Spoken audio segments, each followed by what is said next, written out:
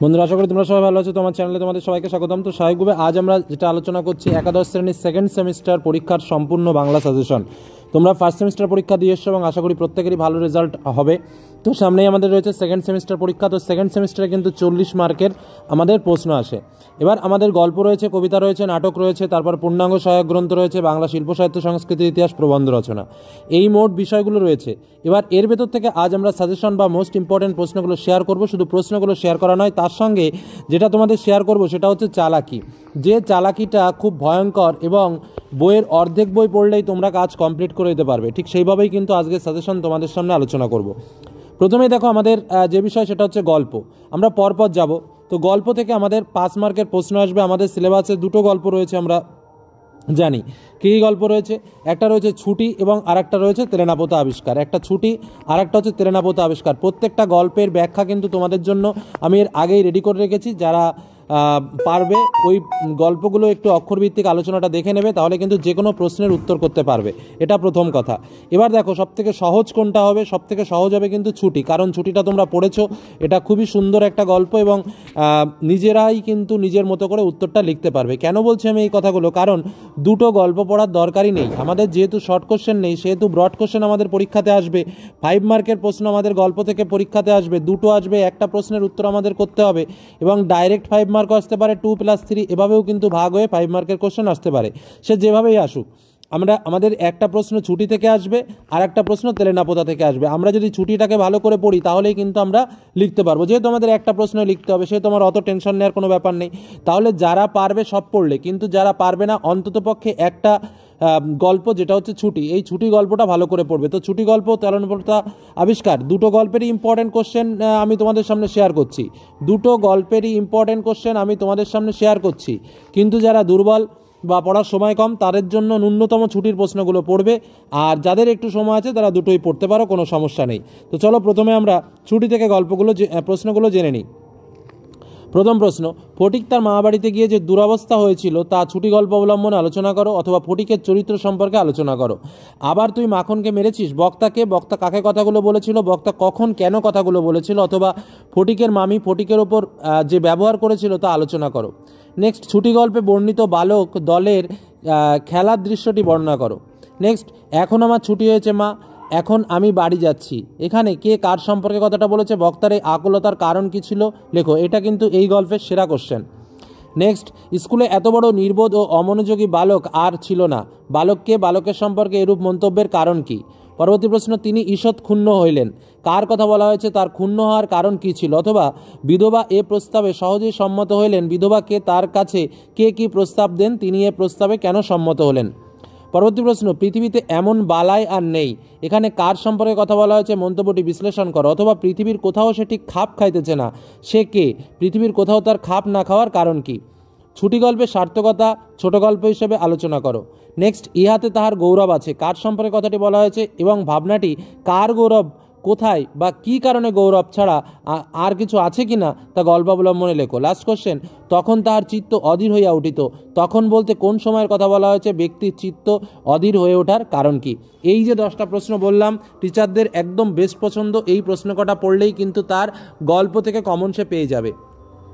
এবার তেলেনাপোতার প্রশ্নগুলো আমি দিচ্ছি, কারণ তেলেনাপোতাটা একটা বড় অংশ, তার ভেতর থেকে অনেক বিষয় আছে, যার জন্য আমি দুর্বলদের বলি যে যদি মনে করো যে তেলেনাপোতা পড়বো না, কোনো ব্যাপার না, আমি প্রশ্নগুলো দিয়ে যাচ্ছি। আশা রাখছি এর মধ্যে দিয়েই তোমরা পরীক্ষাতে কমন পাবে। হ্যাঁ, তো প্রথম প্রশ্ন, গল্পকথকের রাত্রিকালীন ছাদ ভ্রমণের তেলেনাপোতা আবিষ্কার গল্প অনুসরণে লেখো। আপনার দুই বন্ধু তখন দুই কারণে অচেতন। দুই বন্ধুর অচেতনতার সুযোগে গল্পকথক যে অভিজ্ঞতার সম্মুখীন হয়েছিল তা বর্ণনা দাও। গল্পকথকের সঙ্গে যামিনীর শেষ সাক্ষাৎকারটি সংক্ষেপে আলোচনা করো। যামিনী রায়ের চরিত্র সংক্ষেপে বিশ্লেষণ করো। গল্পকথকের চরিত্র সম্পর্কে আলোচনা করো নিজের ভাষায়। তেলেনাপোতা আবিষ্কার গল্প অনুসারে তেলেনাপোতা আবিষ্কার অভিযানের বাদযাত্রা বিবরণ সংক্ষেপে নিজের ভাষায় লেখো। গল্পকথকের সঙ্গে প্রথম সাক্ষাৎ দৃশ্যটির বিবরণ দাও। তেলেনাপোতা আবিষ্কার গল্প অবলম্বনে বাস থেকে 3টি চরিত্র যেখানে নামলো সেই জায়গাটির বর্ণনা দাও। তেলেনাপোতা আবিষ্কার গল্প অবলম্বনে গরুর গাড়িতে করে যাওয়ার অভিনব অভিজ্ঞতার সংক্ষিপ্ত বর্ণনা দাও। তেলেনাপোতা যাওয়ার কারণ কি, এতে লেখক আবিষ্কার বলেছেন কেন? লাস্ট কোশ্চেন, কে নিরঞ্জন এলি? নিরঞ্জন কে কোন পরিস্থিতিতে গল্পের নায়ক নিরঞ্জনের ভূমিকায় অবতীর্ণ হয়েছিলেন আলোচনা করো। তো এই হলো আমাদের গল্প থেকে প্রশ্ন। তো আমি যেটা বললাম, দুটো গল্প থেকে অন্তত একটা গল্প ভালো করে পড়লেই কিন্তু তার ওকে, যার যেটা ভালো লাগে। তবে ছুটিটা সহজ হবে এবং তোমাদের পক্ষে খুব সুইটেবল হবে, এটুকু বললাম। এবার আমরা আসবো কবিতা। কবিতা থেকে আমাদের দুটো প্রশ্ন আসবে, একটা প্রশ্ন উত্তর করতে হবে। আমাদের তিনটে কবিতা রয়েছে, কী কী? ভাব সম্মেলন, তো বুঝতেই পারছো কত সুন্দর কবিতা, লালন সহ ফকিরের গান এবং নুন। আমি তোমাদেরকে একটা কুলু বলছি, যেহেতু আমাদের কবিতা থেকে আমাদের একটা প্রশ্ন লিখতে হবে, আমাদের একটা প্রশ্ন কবিতা থেকে লিখতে হবে, সেহেতু তোমাদের বলবো যে ভাব সম্মেলন এবং নুন এই যে দুটো রয়েছে, এই দুটো খুব ভালো করে পড়ো। একদম সহজ দুটো কবিতার কথা বললাম। আর লালন সহ ফকিরের গানও খুব সুন্দর, এটাও খুব ভালো, এটাও খুব সুন্দর। কেউ যে কোনো দুটোই পড়তে পারো, তবে যে কোনো দুটো খুব ভালো করে পড়ো, তাহলেই আমাদের একটা কোশ্চেন যেটা পরীক্ষাতে লিখতে হবে, সেই একটা প্রশ্ন কিন্তু আমরা কমন পেয়ে যাব। বোঝা গেল কি বললাম? কারণ আমাদের দুটো প্রশ্ন আসবে, তো যে কোনো তিনটের মধ্যে একটা প্রশ্ন পাবো যদি আমরা দুটো পড়ি, এমনকি দুটোই পেতে পারি। তো আমি তোমাদের সামনে প্রশ্নগুলো শেয়ার করছি। প্রথমে আমরা ভাব সম্মেলনী থেকে প্রশ্নগুলো শেয়ার করি। ভাব সম্মেলনী থেকে প্রশ্ন, ভাব সম্মেলন কাকে বলে? পাঠ্যে ভাব সম্মেলন পদ অনুসারে রাধা চরিত্রটি সংক্ষেপে আলোচনা করো বা সম্পর্কে আলোচনা করো। অথবা ভাব সম্মেলনী বলতে কি বোঝো? পাঠ্যভাব সম্মেলনে পদে রাধার আনন্দের চিত্র কিভাবে ফুটে ওঠে। কি কহিব রে সখী আনন্দ ওর, বক্তা কে, কাকে এই কথা বলেছে, তার এরূপ মন্তব্যের কারণ কি, অথবা রাধার আনন্দের কারণ কি ছিল লেখো। প্রত্যেকটা কবিতার ব্যাখ্যা, পুঙ্খানুপুঙ্খ ব্যাখ্যা তোমাদের সামনে আমি তুলে ধরেছি। পরবর্তী প্রশ্ন, পাপ সুধাকর যত দুঃখ দিল, পাপ সুধাকর বলতে কি বোঝানো হয়েছে? এই দুঃখ বক্তা কিভাবে পেয়েছিল। শীতের অর্ণি পিয়া গিরিশের বা, বক্তাকে কাকে উদ্দেশ্য করে এরূপ মন্তব্য করেছেন, মন্তব্যটির তাৎপর্য লেখো। পিয়ামুখ দর্শনে তত সুখ ভেল, পিয়ামুখ দর্শনে বলতে কি বোঝানো হয়েছে, বক্তার মন্তব্যটি ব্যাখ্যা করো। আঁচল ভরিয়া যদি মহানিধি পায়, বক্তা তাহলে কি করবেন, বক্তা কোন প্রসঙ্গে একথা বলেন। পরবর্তী প্রশ্ন, চিরদিন মাধব মন্দিরে মোর, কার কোন মন্দিরে মাধব কিভাবে উপস্থিত হয়েছেন, মাধবের উপস্থিতিতে বক্তার মানসিক কি প্রতিক্রিয়া লক্ষ্য করা যায়। তব হাম পিয়া দূরদেশে না পাঠায়, কে কোন পিয়াকে কেন দূরদেশে পাঠাবেন না, এই উক্তির আলোকে বক্তার মানসিকতা ব্যাখ্যা করো। পরবর্তী কবিতা লালন শাহ ফকিরের গান থেকে বলছি। লালন শাহের পরিচয় দাও। পাঠ্যে লালন শাহ ফকিরের গান পদটির মূল বিষয়বস্তু নিজের ভাষায় লেখো। লালন শাহ ফকিরের গান পদটিতে বাউল সাধনার কথা যেভাবে তুলে ধরেছেন তা সংক্ষেপে আলোচনা করো। খেপারে তুই মূল হারাবি, মূল হারাবি বলতে কি বোঝানো হয়েছে, মন্তব্যটি বিশ্লেষণ করো। মানুষ ভজলে সোনার মানুষ হবি, বক্তার এরূপ মন্তব্যের কারণ কি, মন্তব্যটির তাৎপর্য কি। মানুষ গুরু কৃপা হলে জানতে পাবি, মানুষ গুরু বলতে কাকে বোঝানো হয়েছে, যাকে জানা যাবে তার স্বরূপ কেমন। এই মানুষে গাথা দেখো না যেমন আলেকলতা, আলেকলতা শব্দের অর্থ কি, গাথা মানুষের সঙ্গে আলেকলতার সম্পর্ক ব্যাখ্যা করো। মানুষ ছাড়া মন আমার পড়বিরে তুই শূন্যকার, কার উদ্দেশ্যে কথাগুলো বলা হয়েছে, শূন্যকার কি, মনের শূন্যকার পড়া বলতে কি বোঝানো হয়েছে। লালন বলে মানুষ আকার ভজলে তরবি, উদ্ধৃত অংশটিতে মানুষ আকার বলতে কি বোঝানো হয়েছে, মানুষ আকার ভজনার সঙ্গে তরবির সম্পর্ক কি। এবার আসবো নুন কবিতা থেকে কয়েকটি প্রশ্ন, খুব ইম্পর্টেন্ট প্রশ্ন নুন কবিতা। তো এই কটা প্রশ্নের মধ্যেই কিন্তু তোমরা কমন পাবে, দুটোই পাবে। যদি কেউ তিনটে কবিতা পড়ো তো দুটোই কমন পাবে, আর আমি বলেছি যে কোনো দুটো ভালো করে পড়ো, তাহলে কিন্তু একটা কোশ্চেন লিখতে হবে, একটা আমরা ভালোভাবে কমন পেয়ে যাব। তবে সহজ কবিতা হচ্ছে নুন আর তোমার প্রথম ভাব সম্মিলনী। তো নুন থেকে যে প্রশ্নগুলো দিচ্ছি তোমাদের, শুকনো ভাতে লবণের অবস্থা হোক, নুন কবিতার মূল বক্তব্যটা জেনে রাখবে। আমাদের শুকনো ভাতে লবণের অবস্থা হোক, বক্তাকে এরূপ কার কাছে কেন দাবি করেছেন সংক্ষেপে লেখো। সে অনেক পরের কথা, টান দি গঞ্জিকাতে, বক্তাকে কেন গঞ্জিকাতে টান দেন, মন্তব্যটি বিশ্লেষণ করো। নুন কবিতায় কবি শ্রমজীবী মানুষদের জীবনচিত্র কীভাবে তুলে ধরেছেন তা আলোচনা করো। আমরা তো অল্প খুশি, আমরা বলতে কাদের কথা বলা হয়েছে এবং কেন এই কথা বলেছেন ব্যাখ্যা করো। অথবা আমরা তো এতেই খুশি, বলো আর অধিক কে চায়। উদ্ধৃতটির আলোয় নিম্নবিত্ত শ্রমজীবী মানুষের জীবনযাপনের চিত্র বর্ণনা করো। বাড়িতে ফেরার পথে কিনে আনি গোলাপ চারা, কোন অবস্থায় বক্তা গোলাপ চারা কিনে আনেন, তার এমন আচরণের কারণ কি। বাপ বেটা দুভাই মিলে সারাপাড়া মাথায় করি, বাপ বেটা দুভাই হয়ে ওঠে কিভাবে, সারাপাড়া মাথায় করা বলতে কি বোঝায়। আমরা তো সামান্য লোক কারা, তারা নিজেদেরকে এমন বিশেষণে কেন অভিহিত করেছেন। এবার আমরা আসবো নাটক থেকে ইম্পর্টেন্ট প্রশ্ন। তো দুটো প্রশ্ন আসবে, একটা প্রশ্নের উত্তর আমাদের লিখতে হবে। সেহেতু আমি বলে দিচ্ছি, আমি তোমাদের জন্য এখানে মোট 12টি প্রশ্ন সিলেক্ট করেছি। প্রথম 6টা প্রশ্ন ভালো করে পড়বে, অথবা পরের 6টা প্রশ্ন ভালো করে পড়বে, কারণ দুটো প্রশ্ন আসবে এবং আমি টার্গেট রেখেছি যে এর মধ্যে থেকেই তোমাদের প্রশ্ন আসবে, এটুকু একদম নিশ্চিত থাকতে পারো। প্রথম প্রশ্ন, আগুন জ্বলছে আমাদের পেটে, একথা কে বলেছেন, মন্তব্যটির বিশ্লেষণ করো। দ্বিতীয় প্রশ্ন, হরে কৃষ্ণ ও মনোরমার কথোপকথনের মধ্য দিয়ে যে ছবিটি ফুটে উঠেছে আগুন নাটকে, তা সংক্ষেপে লেখো। বাঁচতে হলে মিলেমিশে থাকতে হবে, বক্তা কে ছিলেন, মন্তব্যটি বিশ্লেষণ করো। আগুন নাটকে সিভিক গার্ড ও দোকানদার ভূমিকা কতখানি সংক্ষেপে আলোচনা করো। ওসব আইনের কথা বলবেন আদালতে গিয়ে, বক্তাকে কাকে কথা বলেছেন এবং কেন এই কথা বলেছেন। পরবর্তী প্রশ্ন, লুঙ্গি টিকি পইতে টুপি সব একাকার হয়ে গেছে, বক্তাকে কোন পরিস্থিতিতে বক্তা এই মন্তব্য করেছেন লেখো। এই 6টা প্রশ্ন ভালো করে অবশ্যই পড়বে। তাছাড়াও নিচের ছটাও আমি তোমাদের সামনে তুলে ধরছি, যে কোনো ছটা ভালো করে পড়বে, আশা রাখছি প্রথম ছটা থেকে একটা পাবে, পরের ছটা থেকে একটা পাবে, তবে সবগুলো পড়ে রাখলে ভালো হয়। 7 দাগের প্রশ্ন, ওদিকে আবার সব গোলমাল হয়ে যাবে না, একথা কে কোন সময় বলেছেন? তিনি গোলমাল যাতে না হয় তার জন্য কি করতে বলেছেন? মহা মুশকিলেই পড়া গেল দেখছি, কে কথা বলেছেন এবং কোন মহা মুশকিলের কথা উল্লেখ করেছেন? যে রক্ষক সেই হলো গিয়ে তোমার ভক্ষক। বক্তার এই মন্তব্যটির প্রেক্ষাপট নিজের ভাষায় লেখো। অস্পষ্ট আলোয় কিছু ভালো করে ঠাউর করা যাচ্ছে না, কোন নাটকের কোন দৃশ্য এটি অস্পষ্ট আলোয় মঞ্চে ঘটনাবলী দর্শকের সামনে কিভাবে উপস্থাপিত হয়েছে? চা নেই, চিনি নেই, চাল নেই, খালি আছে চুলোটা। এই উক্তিটি কার? কোন পরিস্থিতিতে কেন তিনি এই মন্তব্য করেছেন? আমি কুকুর নই, কে কার উদ্দেশ্যে কোন প্রসঙ্গে কথা বলেছেন, তার এই কথা বলার কারণ কি? এবার দেখো পূর্ণাঙ্গ সহায়ক গ্রন্থ যেখানে রয়েছে পঞ্চতন্ত্র। তো এই পঞ্চতন্ত্র থেকে কিন্তু আমাদের ভালো করে পড়তে হবে। 4টি প্রশ্ন আসবে, 2টো প্রশ্নের উত্তর করতে হবে, প্রত্যেকটা প্রশ্নের মান হচ্ছে 5। এবার তোমাদের যেটা আমি সহজ কথা বলবো, আমাদের পঞ্চতন্ত্রে আমাদের যে 4টি গল্প আছে, এই 4টি গল্প থেকে 4টে প্রশ্ন আসবে। কথাটা ভালোভাবে বুঝবে, এই 4টি গল্প থেকে 4টে প্রশ্ন আসবে, যে কোনো 2টো প্রশ্নের উত্তর লিখতে হবে। তাহলে চালাকিটা কোথায়? যে কোনো 2টো গল্পের প্রশ্নগুলো ভালো করে পড়ো, যে কোনো 2টো গল্প, ঠিক আছে? আমি প্রত্যেকটা গল্প থেকে প্রশ্ন দিয়ে দিচ্ছি। প্রথমে বই কেনা থেকে, কাগজে বিজ্ঞাপন বেরোলো, এখানে কোন বিজ্ঞাপন বের হয়েছিল, তারপর কি ঘটনা ঘটেছিল? পরবর্তী কোশ্চেন, গল্পটা সকলেই জানে, বক্তাকে এখানে কোন গল্পের কথা বলা হয়েছে তা সংক্ষেপে লেখো। আমার জৈনিক বন্ধু একটি গল্প বললেন, কে কাকে গল্প বলেছেন, সেই গল্পটি কি ছিল লেখো। এদের একটা শিক্ষা দিতে হবে, বক্তা কে কি শিক্ষা দিয়েছিলেন এবং এই সিদ্ধান্ত কেন নিয়েছিলেন। মার্ক টুয়েনের লাইব্রেরির বিশেষত্ব কী ছিল, আদ্রেজিদে তার লেখক বন্ধুদের কিভাবে শিক্ষা দিয়েছিলেন। কথাটা যে খাঁটি সে কথা চোখ বন্ধ করে একটুখানি ভেবে নিলেই বোঝা যায়।